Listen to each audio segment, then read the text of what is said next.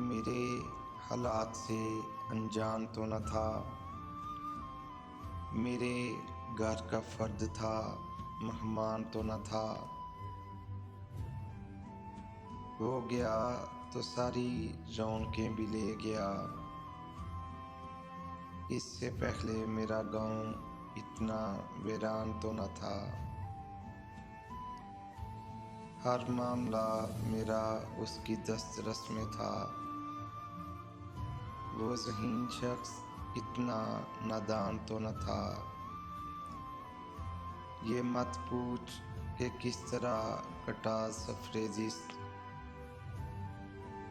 کٹ ہی گیا مگر اتنا آسان تو نہ تھا۔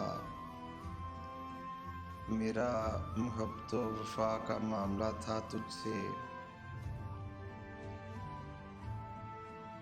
اگر تو بھی چاہت رکھتا تو یہ احسان تو نہ تھا۔ ضمیر بیچنا میرے ملحوظات میں نہیں، اس قدر کمزور میرا ایمان تو نہ تھا۔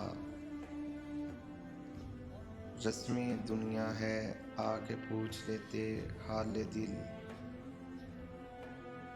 اس میں اتنا بھی تیرا نقصان تو نہ تھا۔ میری زندگی کا حاصل لا حاصل ہوگا، میرا ایسا تو کوئی گمان تو نہ تھا۔